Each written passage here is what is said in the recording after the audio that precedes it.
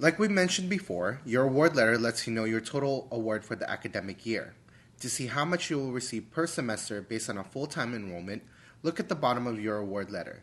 This will let you know how much you will receive per semester. Make sure that your schedule is set before the end of the fourth week of school every semester.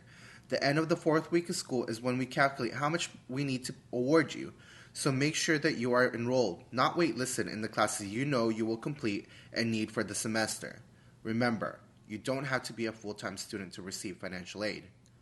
We also strongly encourage that students meet with an academic counselor once a semester to develop and or maintain an educational plan. This is one of the best things that a student could ever do with an academic counselor here at DVC. The education plan is a form that a counselor can fill out with the student and will basically serve as a roadmap for a student's educational goal.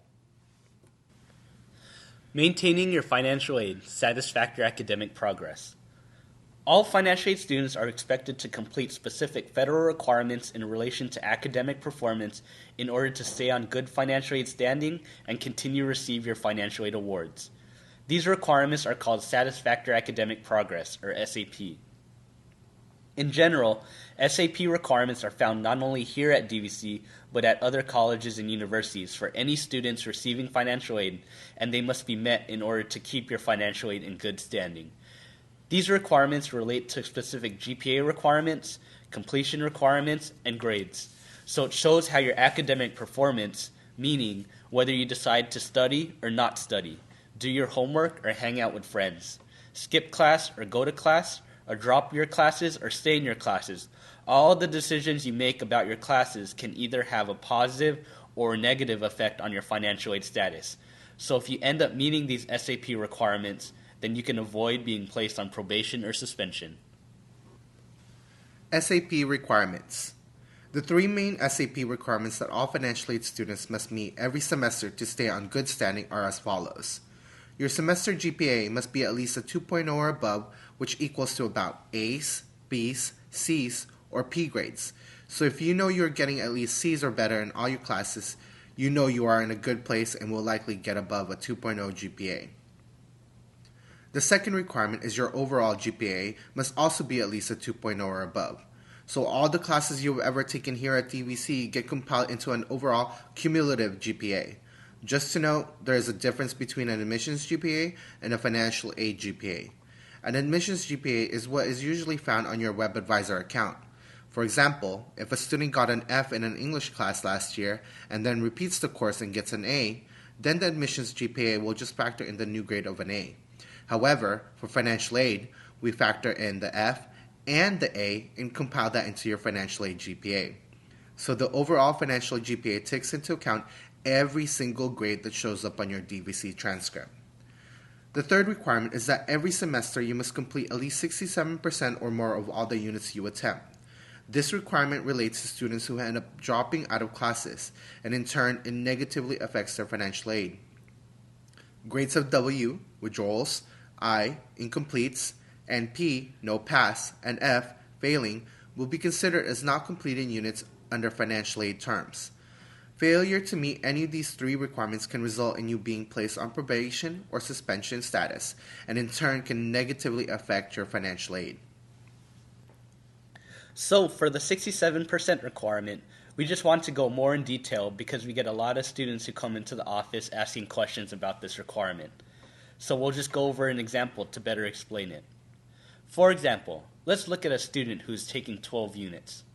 Based on our financial aid requirements, they are expected to complete at least 8.5 units or more with at least C's or better in order to stay on good financial aid standing. 8.5 is basically 67% of 12. So let's say a student drops out of their 4-unit class and receives a W grade, a withdrawal grade.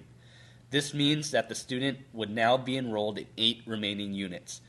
Because this student fell below 67% requirement, or basically fell below 8.5 units, then the student would automatically be placed on probation or suspension status the following semester. So this shows how much getting W grades and dropping out of classes can negatively affect your financial aid. So please refer to the SAP 67% grid to learn more about this requirement.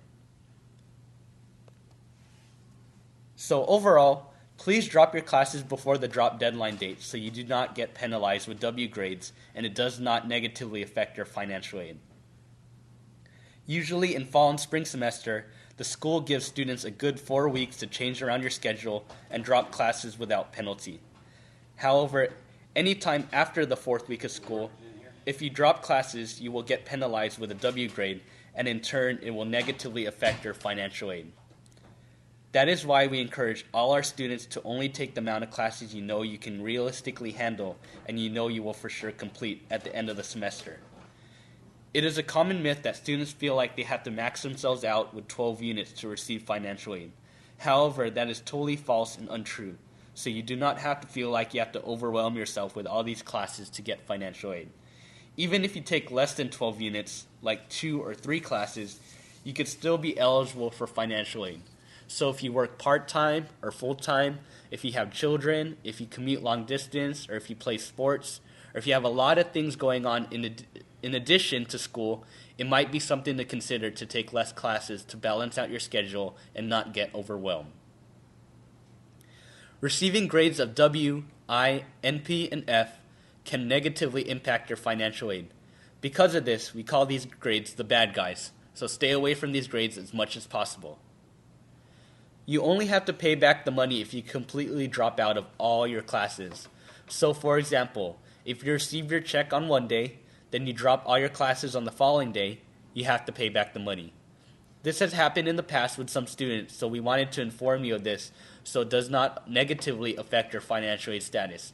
Not only here at DVC, but also it can affect your financial aid record at other colleges and universities if this happens. Lastly, adding to classes will just add to your total attempted units. So going back to the previous example where a student who is taking 12 units and drops a 4-unit class, if this student tries to add another 4-unit class to bring them back to 12, the 67% requirement will not be factored out of 12 units.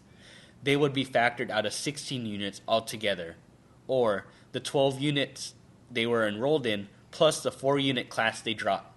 So it's not like you could drop a class and add a class and you're back at 12.